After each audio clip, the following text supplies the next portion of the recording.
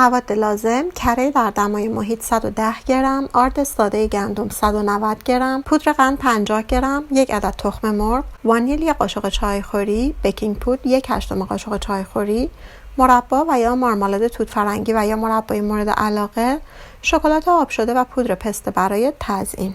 کره به دمای محیط رسیده رو داخل ظرفی اضافه کنید.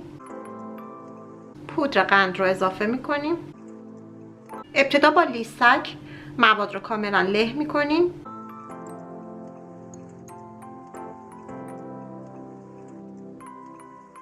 بعد از اینکه موادمون له شد و با پودر قند مخلوط شد، از همزن برقی استفاده میکنیم. مواد رو کاملا میزنیم تا به صورت یک دست و نرم و سفید در بیاد.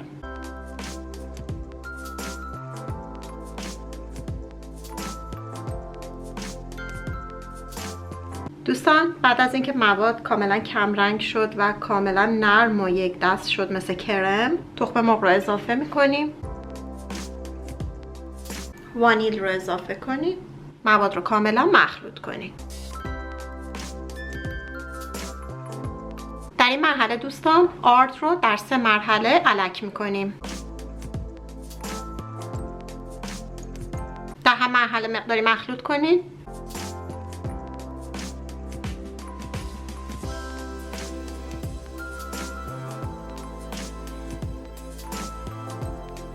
در مرحله آخر همراه آرد بیکینگ پودر رو هم اضافه میکنیم. در این مرحله دوستان با دستتون مواد رو مخلوط کنید.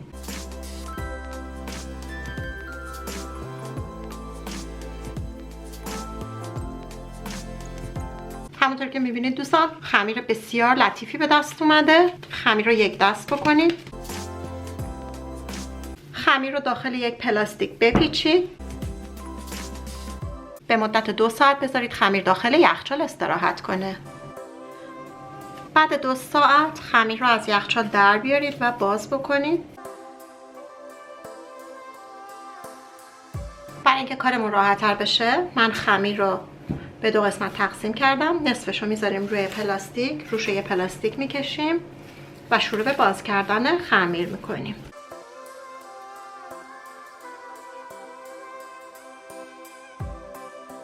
سپس با استفاده از هر نوع قالبی که دوست دارید شیرینی رو قالب میزنیم. من از قالب گرد و قلب استفاده میکنم.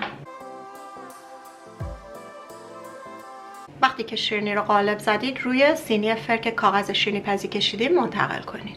قالب دوم رو وقتی میزنید میتونید وسطش رو سوراخ کنید. با یه قالب کوچیکتر و یا حتی در بطری میتونید وسطش رو سوراخ کنید.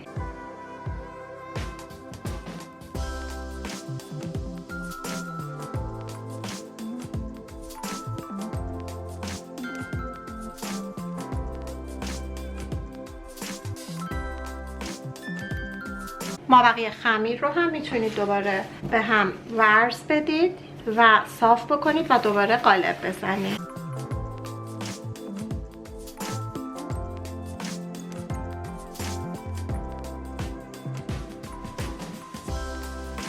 بعد از اینکه شیرینیامون کاملا قالب زده شد به فر 180 درجه سانتیگراد برای مدت 15 الی 20 دقیقه منتقل میکنیم.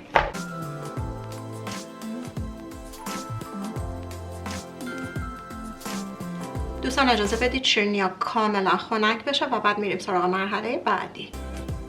خب دوستان بعد از اینکه شیرینی‌هامون خنک شد، اونایی که کامل هستن رو من کنار گذاشتم و اونایی که وسطشون رو باز کرده بودیم رو روی سینه نگه می‌داریم برای تزیین. با شکلات آب شده روشون رو تزیین می‌کنیم.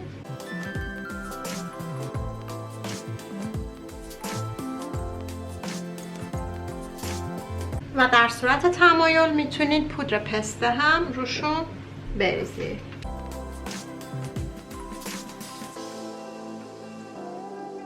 و دوستان از مارمالاد توت فرنگی یا هر مارمالادی که خوشتون میاد برای ته شیرینی‌ها استفاده میکنیم.